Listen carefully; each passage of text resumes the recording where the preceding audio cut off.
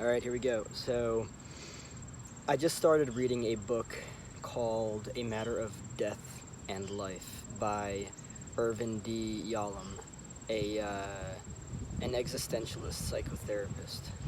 No, not psychotherapist. Psychiatrist. There we go. I always get that stuff mixed up. But two things I want to explore in this video. Something of which I was just talking to my partner recently about. And I just thought it was very interesting because as I'm somebody who is healing now, and I'm in the process of setting boundaries and individuating, something that I find myself doing because I actually never used to have boundaries. So I used to just be literally like an open library to everyone that would, come in contact with me. But not only about myself, but also about like other people, just like exposing what other people are doing and everything. And of course, that avoids boundaries and the whole reason for boundaries.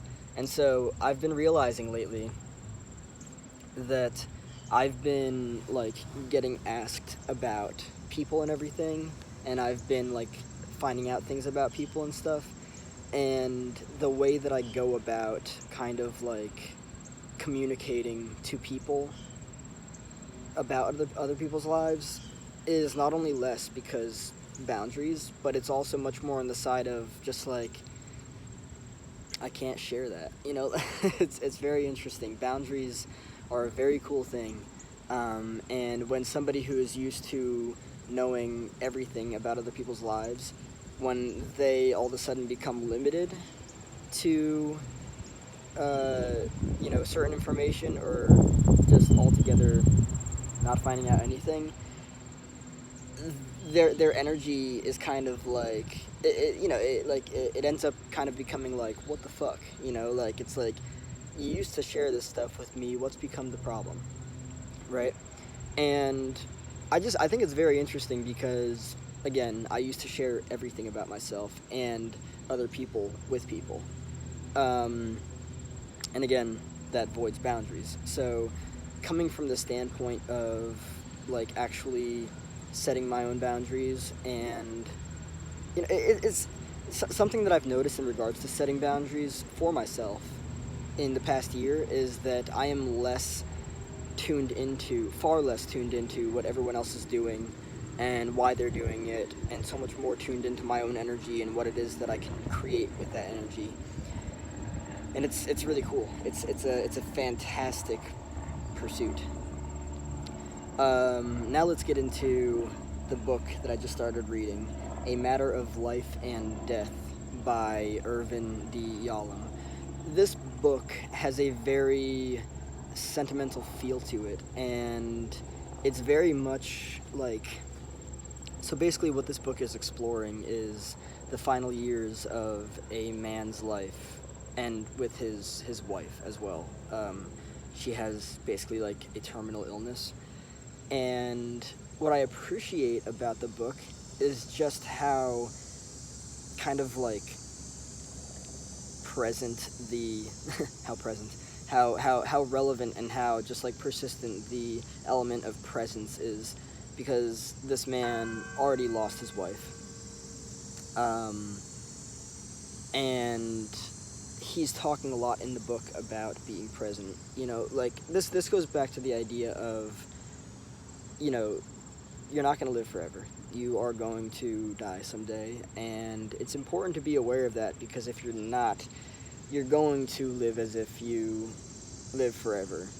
And if you live as if you live forever, you realize that the gravity of your decisions are not that impactful, because, oh, you could just do it again, or, oh, you could just do it again. Like, no. I mean, I will not say that human beings don't have an incredible amount of time left, because in the day and age that we're in, you're not living until 60 anymore. You live until 90 and 100, or even beyond, depending on how you take care of yourself.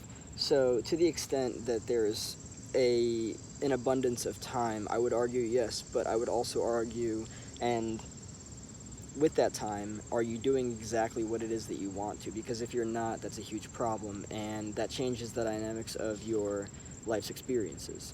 So what I really appreciate about this book and the element and the theme that comes with it is that of really just being present with what is in the moment.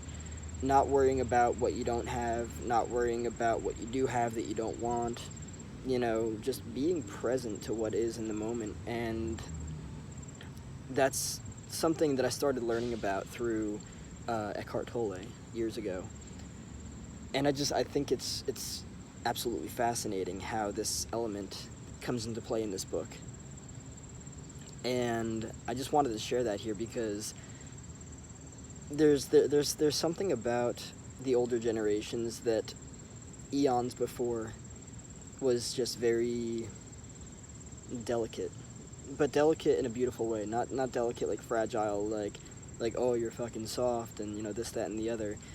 Like, no, it's like, I don't know, there's an element of like nature that comes with it, and it's really nice. Just the way that people took care of each other back in the day. I'm not saying that that's not present anymore, because it still is. It's still here. It still exists. But that element back then was very powerful. And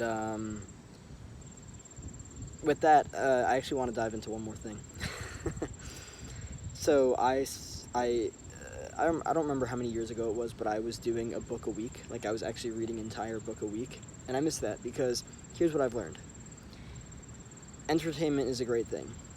I would argue that books are like the best form of entertainment out there.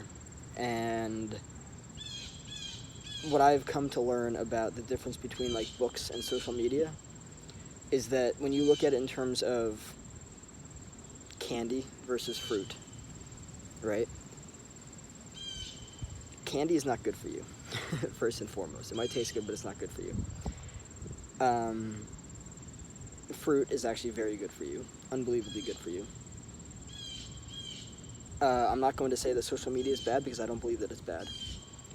But what I'm going to do is say that social media is candy in terms of bullshit consumption, and books are fruit because they expand. I mean, you can find something on social media, that might like expand your knowledge or something like that, or maybe something that just offers you a nice laugh because you're having a hard fucking day. That's all. But yeah, I came to this conclusion that I'm looking at the next 5 to 10 years of my life, and I'm also looking at the past 5 to 10 years of my life. And I'm thinking to myself, how do I want the next 5 to 10 years of my life to be drastically different from the previous 5 to 10 years of my life? And what I've come to understand is, let's fill the mind with an abundance of knowledge and the richness that comes with that. Because there's a profound amount of richness that comes with that, and I'm excited to experience that. So these are some things that I've been thinking about. That's the book that I started reading. I'm excited to continue, and yeah.